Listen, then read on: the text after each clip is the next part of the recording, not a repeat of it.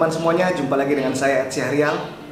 Bahagia sekali kembali bisa berjumpa dengan teman-teman semuanya hari ini. Untuk topik yang akan kita bahas hari ini adalah tentang jalan dan pintu yang tertutup. Seperti apa topiknya? Kita lihat dulu ilustrasi berikut ini. Pernahkah Anda mengalami kejadian di mana ketika Anda sedang berkendara, lalu Anda mendapati bahwa jalan yang hendak Anda lalui ditutup, dan petugas lalu lintas mengalihkan Anda ke jalan yang lain yang di luar rencana dan keinginan Anda? Anda kemudian merasa tidak nyaman, frustasi, dan mungkin marah. Dan mungkin bertanya pada petugas lalu lintas, kenapa jalan yang hendak Anda lalui ditutup dan rute Anda dialihkan? Lalu mungkin saja petugas lalu lintas akan menjelaskan kepada Anda, kenapa rute Anda harus dialihkan. Apakah karena ada kemacetan parah di depan? Apakah karena jalan di depan amblas? Atau mungkin karena ada demonstrasi massa di depan? Lalu setelah Anda mendapat penjelasan bahwa akan lebih baik bagi Anda untuk menempuh rute lainnya, bagaimana perasaan Anda? Tetap frustasi? Atau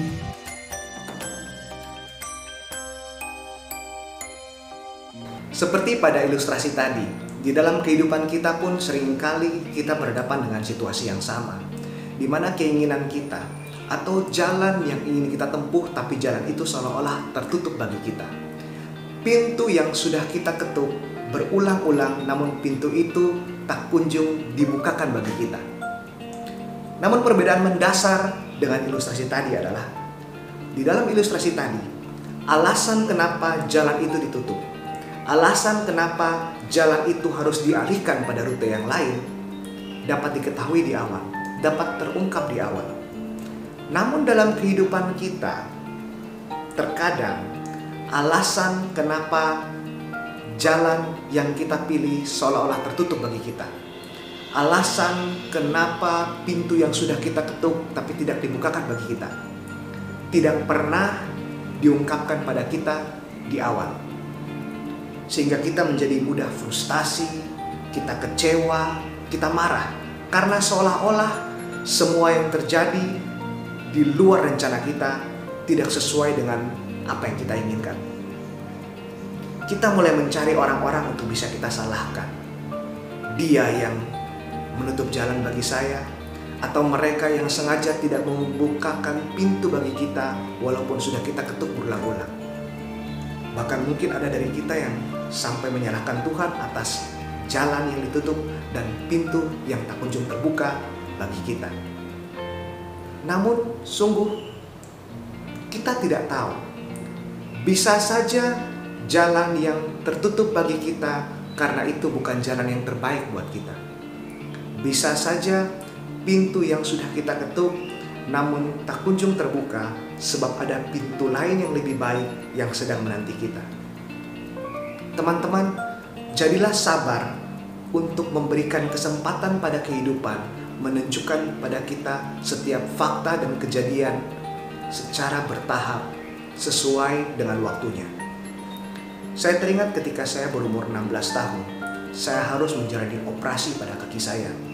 Seharusnya yang mengantarkan saya adalah ayah saya, namun karena tuntutan pekerjaan, yang mengantar saya ke Singapura untuk berobat adalah ibu dan tante saya.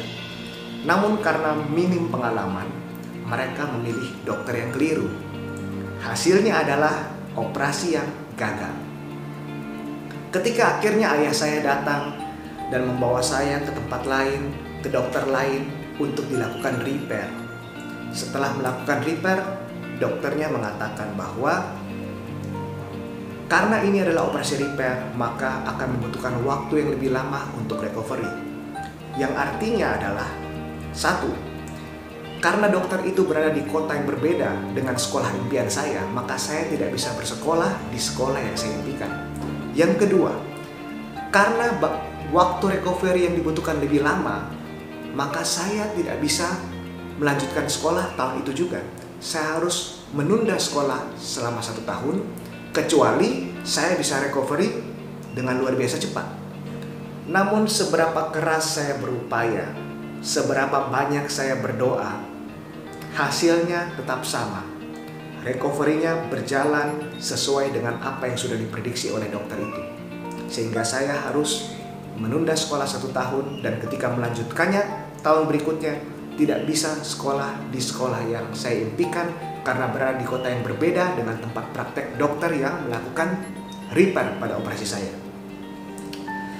Saya menjadi frustasi, kecewa, marah.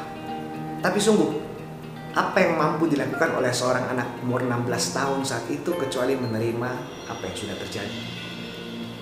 Namun, setelah mengalami penundaan, melanjutkan sekolah di sekolah yang bukan impian saya bertemu dengan seorang gadis yang saat ini menjadi ibu dari ketiga anak saya.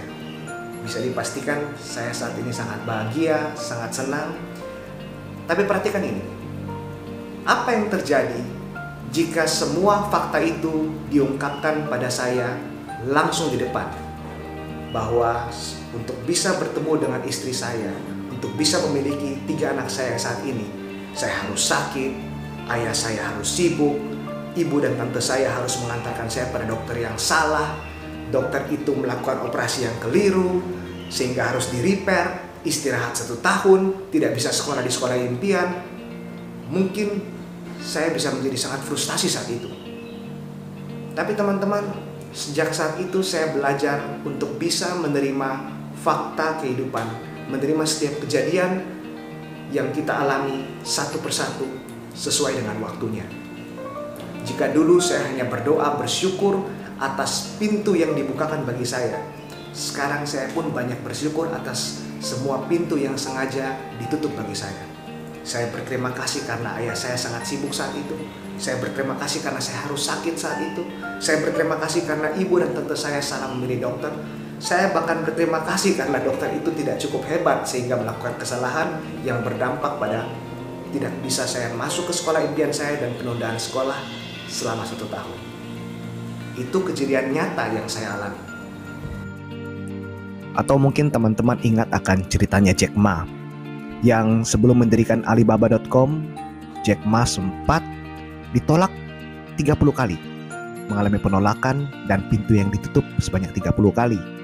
Konon pernah ditolak ketika melamar sebagai petugas kepolisian, bahkan pernah ditolak ketika melamar di KFC. Bisa kita bayangkan kalau Jack Ma diberitahu dari awal bahwa untuk bisa mendirikan Alibaba dan menjadi salah satu orang terkaya di dunia, dia harus mengalami penolakan sebanyak 30 kali. Mungkin saja saat itu Jack Ma muda akan mengatakan, wait. So teman-teman, jadilah bijak untuk bisa menerima adanya kemungkinan jalan dan pintu lain yang lebih baik buat kita. Sebab hidup ini bukan sekedar mengenai seberapa banyak pintu yang dibukakan bagi kita. Namun lebih dari itu, hidup ini lebih tentang seberapa banyak pintu yang tertutup bagi kita yang mengarahkan kita kepada pintu yang jauh lebih baik untuk masa depan kita. So teman-teman, syukuri, jalani apa yang ada. Sampai di sini dulu video saya kali ini. Semoga bermanfaat. Jangan lupa untuk di-like, subscribe, dan di-share ke teman-teman Anda. Sampai jumpa lagi dengan saya pada video berikutnya. And I hope we all have an amazing and fantastic day. Salam.